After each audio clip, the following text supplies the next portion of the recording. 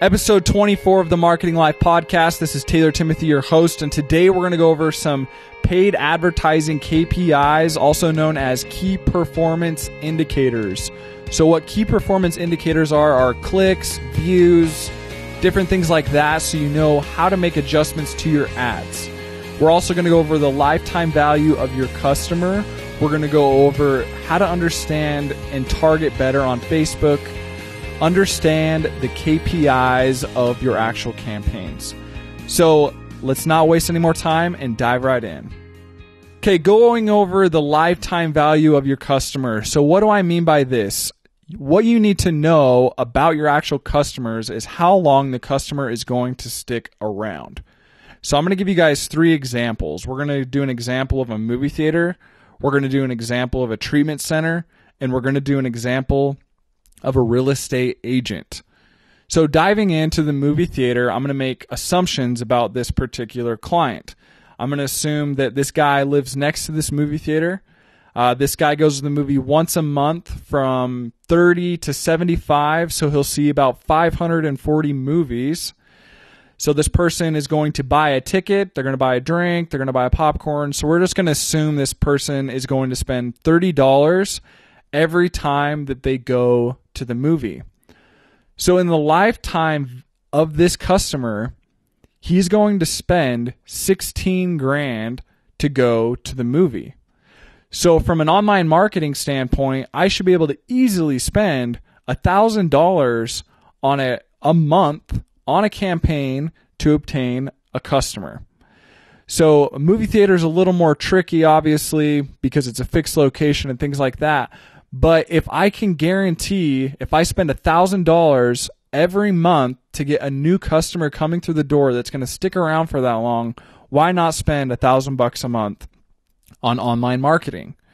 So that's just the example of a movie theater. Obviously, every business is going to vary in these examples, but these are just some numbers that I've come up with. So the next thing we're going to go over is a treatment center. So I'm looking at like an addiction treatment center. We're just going to say the person's going to stick around for 9 months. So they're going to come in, they're going to get treatment, and they're going to leave after 9 months.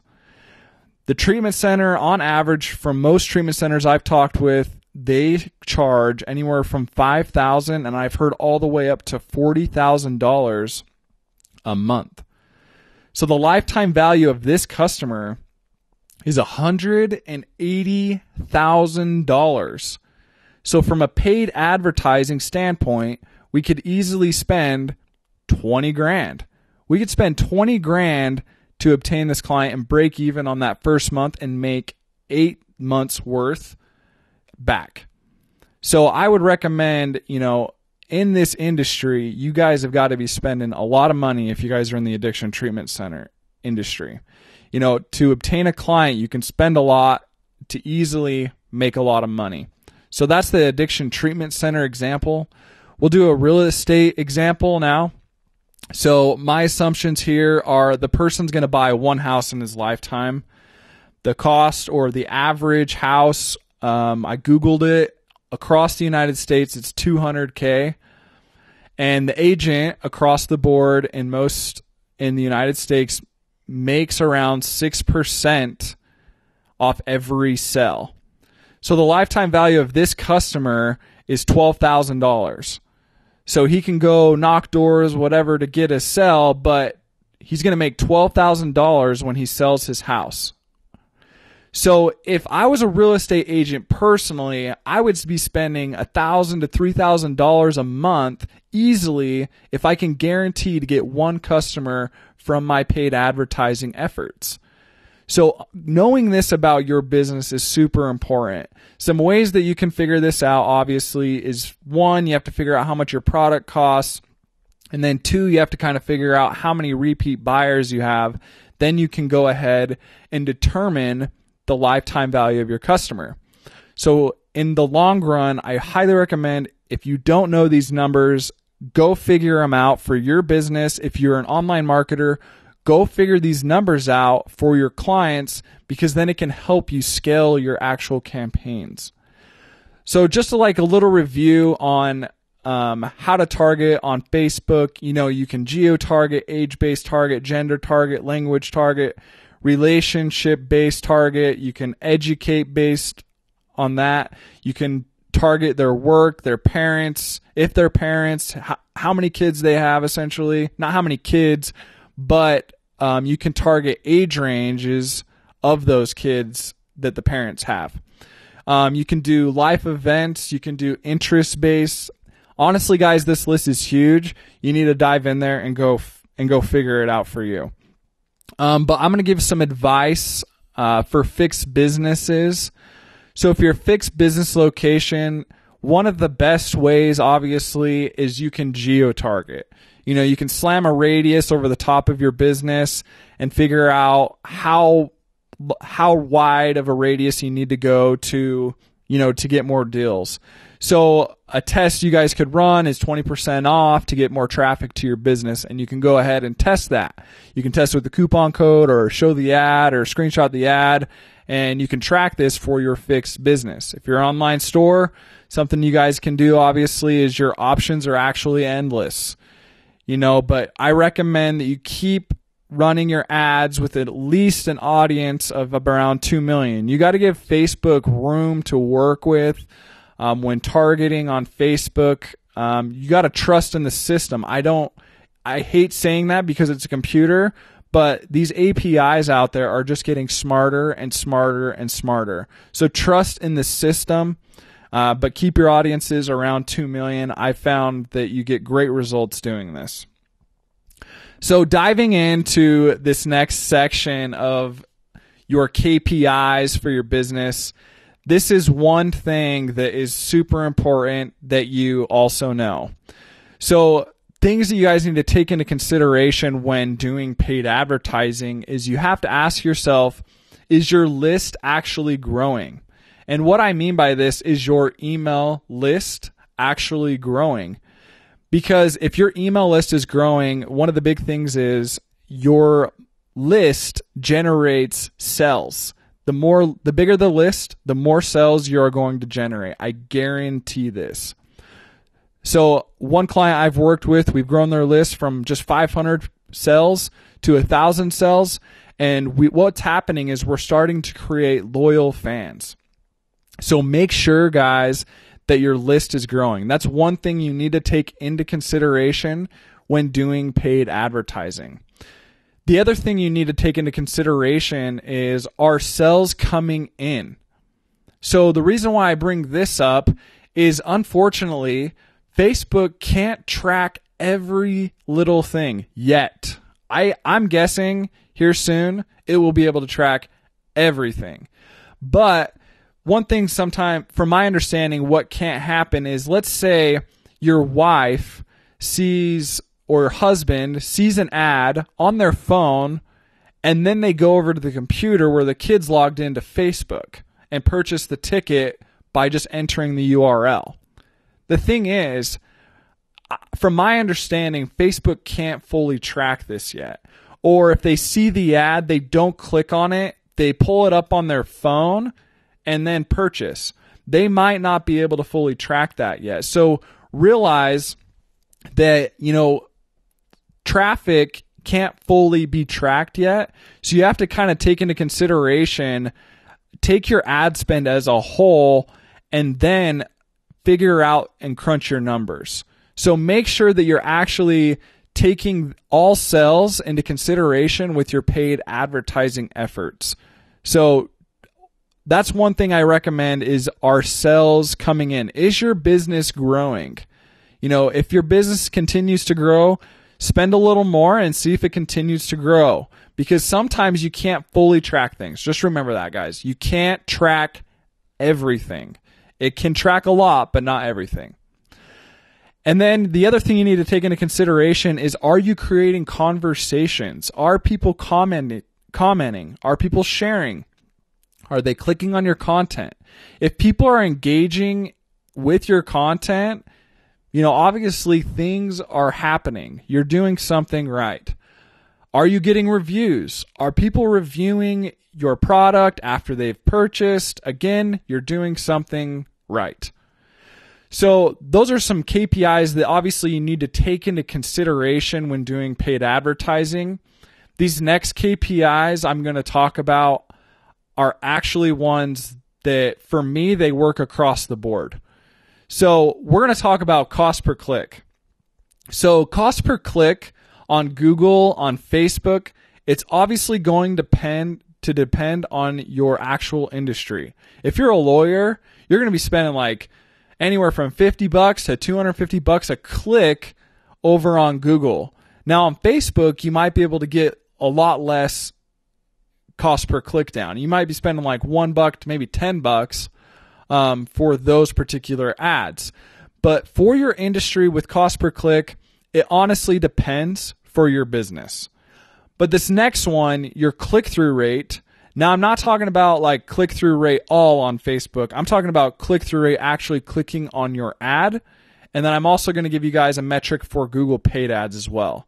So click-through rates on Facebook, they need to be higher than 1.56% or higher. If they're lower, you're going to notice that your relevance scores are getting lower on Facebook. So the higher click-through rate, I recommend 1.56 or higher. If it's lower, I recommend you change the copy, you change the messaging, you change the targeting. Essentially, you're going to change a lot of things to try and figure out how to get that cost per click higher. So I'll repeat that one. Facebook, 1.56% or higher. Google paid, I recommend that your click-through rate should be around 6%. If it's not higher than 6%, there's a couple things you might want to change, and that might be the copy, or you actually might need to increase your bids. And the reason why is you're going to need to boost up your quality score so you're popping up higher in the ranking system. So Google paid, I recommend 6% or higher across the board. If you're not getting this high, then figure something out how to get your click-through rate higher. More than likely, you need to change your copy. The next thing I want to talk about is delivery, and this goes for Facebook only. But if your delivery is above 4, you need to change out all your ads because your audience has seen your ads way too many times. And so how you see this inside of your ads manager, you hit the drop down on the right hand side where it says performance, and you can go to delivery, and it will show you how many times your ads have been seen by that person. So if your delivery is 4, it means that that person inside of that targeting metric has actually seen one of your ads 4 times. So I highly recommend going in and changing out ad copy, imagery, if you're above a 4. So conversion rate, we're going to talk about Facebook and Google paid. So if your ads are not converting around 4 to 6%, you need to change them. You need to do something different. You need to change your messaging, your landing page. Like, you've got to change a lot of things. So I recommend that your ads are converting around 4 to 6%. If you're doing that, you're doing a great job. You know, talking other ad placements, depending on your placements as well, that can determine what they should be converting at. You know, display ads, right-hand column ads, in-story ads. Your conversion rates might be a little bit lower, but I recommend being around 1 to 2%. That should be your goal.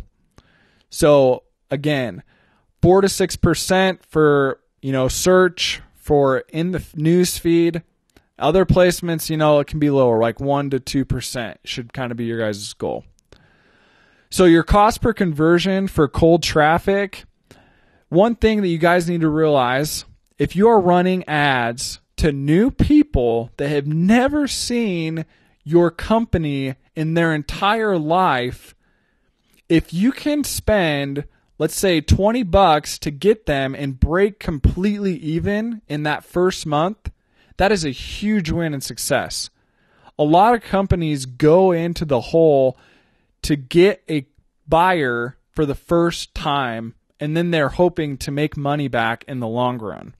So for cold traffic, what I mean by cold traffic is completely new audiences. Again, if you can break even that first month, that is a huge win and a huge success.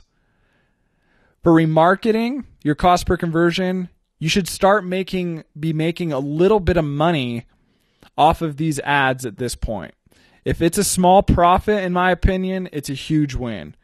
So let's say our product's $40, we get a conversion at 20, the actual product costs us $10 to manufacture. We're making a little bit of money up front with remarketing.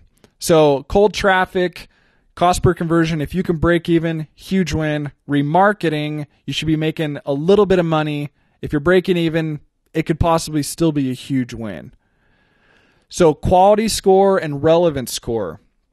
So with Facebook, I recommend your quality or relevance score needs to be 6+.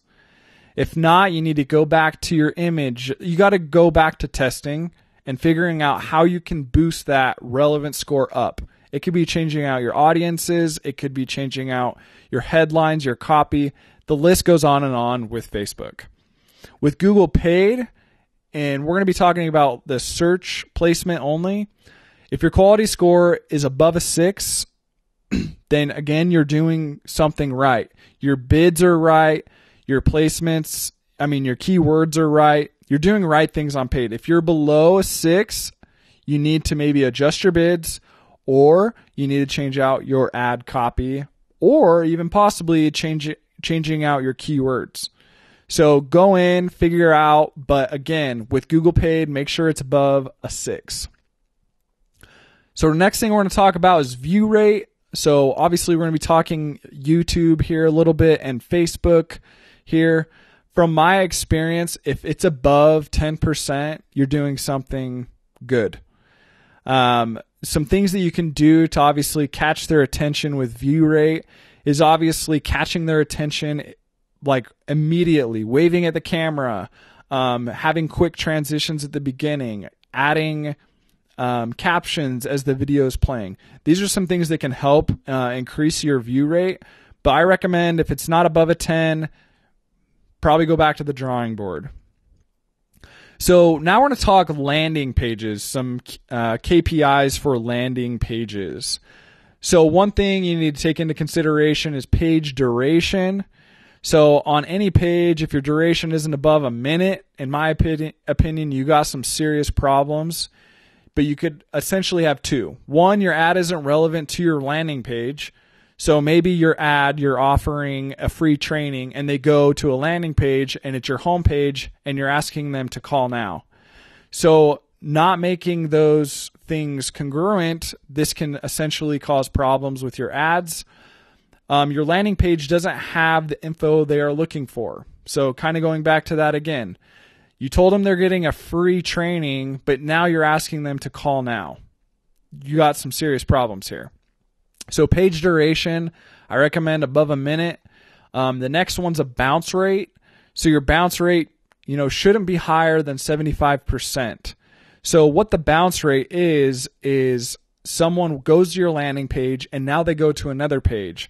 So if they're hitting your landing page, filling out a form, and then going to your training or something on your website, your bounce rate is going to be lower, which is good. If they go to your homepage, if they go to your landing page and then they leave, your bounce rate's going to go up. So bounce rate means they're looking at more the lower it is, the more pages they're looking at. The higher it is, the less pages they are actually looking at. So make sure your bounce rate is lower than 75%. Again, going back to your conversion rate, on your landing pages, they should be converting around 4 to 6%. That should be your target goal. And if you're doing that, you're crushing it. So the one thing to wrap up this podcast, one of the big things you guys need to realize with KPIs is it could vary with your actual industry that you're in. E-commerce, lead gen type stuff, across the board, in my opinion, everything should be converting around 4 to 6%. So again, just a reminder, take into consideration all of your KPIs, such as email lists. Make sure the sales are coming in. Take into consideration this podcast. Go back, take notes, and if you have any questions about KPIs, feel free to reach out to me. But that's going to end episode number 24.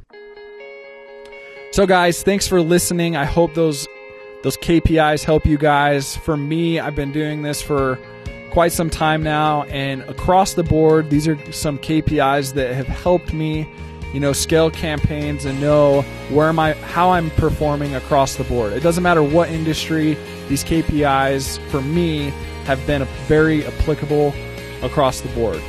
So one of the things I want to tell you guys again, my course is finally almost done. I have one last section, guys. I'm finishing up AdWords. So everything else is done. The website is building out your website from start to finish is done.